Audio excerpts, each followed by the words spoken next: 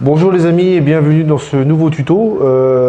Aujourd'hui je vais vous parler de l'acidose. Alors comment j'ai fait pour remettre mon pH assez haut, je vous explique tout ça après le générique.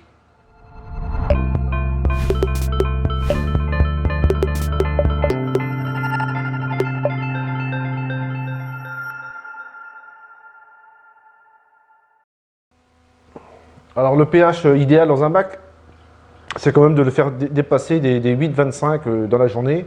Donc il y a une barrière à franchir, à pas franchir plutôt, et une barrière dans l'autre sens non plus à pas avoir non plus le matin. Alors la barrière idéale quand même c'est 8,30, 8,40 au maximum de sa journée pour que les coraux se portent bien. Et le minimum, il faut éviter d'être en dessous de 7,7, 7,8. Et là on va commencer à parler d'un phénomène qui s'appelle l'acidose. Alors l'acidose c'est justement ce phénomène de pH trop bas que les coraux n'aiment pas. Donc on va le constater en fait sur les coraux. On aura des nécroses lentes. Alors au niveau des pieds, généralement ça se passe au niveau des pieds, donc on aura des nécroses assez lentes. Et aussi généralement, là c'est ce que j'ai constaté aussi, les couleurs ne sont pas comment je vais dire, elles sont pas aussi belles quand on aura un pH assez haut en fait. Alors pourquoi j'ai eu l'acidose en fait dans mon bac? Alors j'ai montré que j'avais changé mon rack.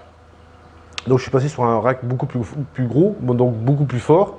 Donc je suis passé sur un substrat de 40 kg dans mon rack. Donc ce qui veut dire en fait, en grosso modo, il faut que j'ai de l'eau vachement acide pour faire fondre le média et pour qu'il m'apporte du KH et du calcium. Donc en envoyant plus de CO2, en fait, je vais acidoser mon bac en fait, qui est derrière. Donc je vais vous expliquer maintenant comment j'ai fait pour remettre mes paramètres de pH corrects. Alors dans un premier temps, j'ai rajouté un deuxième conteneur d'oxyde de chaux pour monter mon pH sur mon écumeur. Donc je vous ai déjà parlé de ce produit là, le Cerasorb. Alors on ne peut plus l'avoir nous en tant qu'amateur d'aquarium parce que les VPC n'ont pas le droit de le vendre.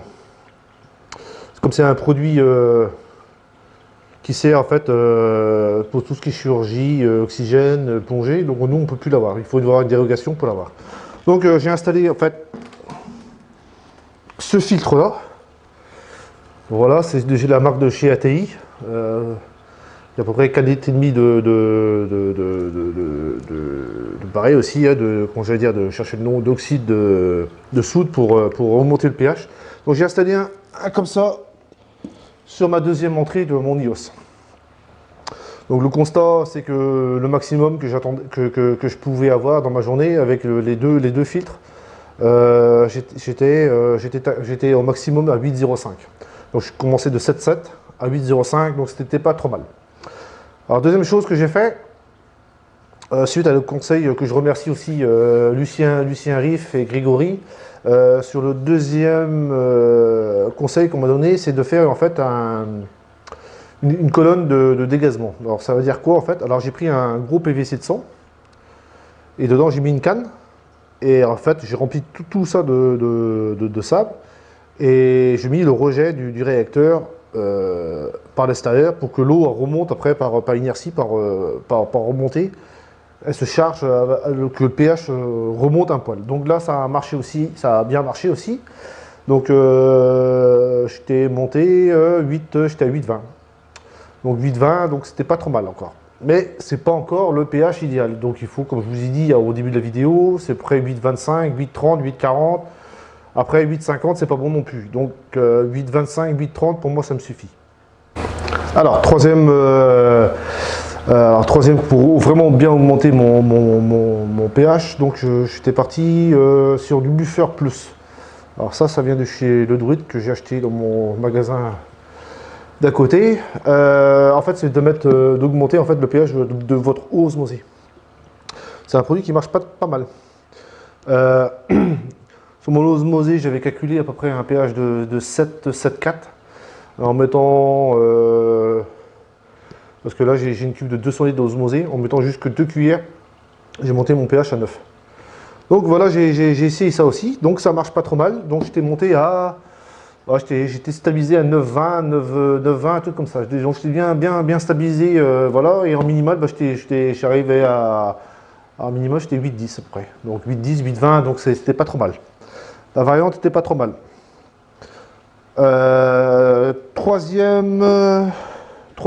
Quatrième chose. Là, on arrive à la quatrième chose. Là, je remercie Didier Moisan pour son réacteur. Il m'a trouvé un réacteur dans son placard. Donc, j'ai acheté un réacteur à hydroxyde. Alors, c'est quoi ça, ce petit réacteur hydroxyde? Alors, en fait, on va mélanger, alors, je vais montrer ici. Ici, on a de l'hydroxyde. On va mélanger cette poudre-là avec de l'eau douce. Ça va se mélanger et le pouvoir pH de ça, en fait, il va monter jusqu'à 11, voire 12. Alors, je crois que c'est 11 hein, de mémoire. Moi qui marque quelque chose, ils disent 12. 12 de pH. Donc on va monter en fait le pH de 12. Donc avec l'injection, rien que par, je l'ai branché sur ma pompe osmolation, rien que par le complément d'eau avec l'osmolation, je vais injecter un peu d'eau, mais avec un pouvoir à 12. Donc là, en fin de journée, là, je monte à 8,35 là maintenant. Donc voilà, et bon là, c'est bien pour un premier temps. Et deuxième chose que j'ai fait, en fait, je fais des compléments aussi d'ajout d'hydroxyde la nuit, pour éviter que mon pH la nuit descende trop bas. Donc je l'ai stabilisé à 8,10 la nuit. Donc ça marche pas trop mal pour l'instant. Je suis toujours encore en phase de réglage pour essayer de trouver, pour pas trop injecter trop d'eau douce dans le bac, pas trop de ceci, pas trop de cela. Donc pour l'instant je suis très bien. Donc les coraux, ben, je vois quand même ils ont regagné de la vitalité. Et ils sont quand même, on me dira, ouais, mais vu les photos que tu fais, les coraux étaient quand même beaux. Mais ils sont un peu plus brillants et un peu plus jolis à mon œil, quoi, je veux dire. Donc voilà, nous sommes sur la fin de la vidéo. J'espère que certains qui ont ces problèmes d'acidose ont trouvé la solution pour remonter leur pH. Comme je vous ai dit, je vous explique brièvement le pH parce que je n'ai pas envie de partir sur des délires de chimie parce que je suis nul en chimie. Je peux vous mettre un lien que j'avais fait sur mon site pour faire comprendre un peu comment ça marche un peu le pH. Ça pourra vous aider. Alors, si la vidéo vous a plu, lâchez-moi un petit pouce bleu, un petit message si vous avez envie de discuter, voilà, si vous avez des soucis avec ton aquarium, il n'y a pas de souci. N'hésitez pas aussi à vous abonner et à partager la vidéo sur les réseaux sociaux. Allez, je vous dis à plus tard. Kenavo, bye bye.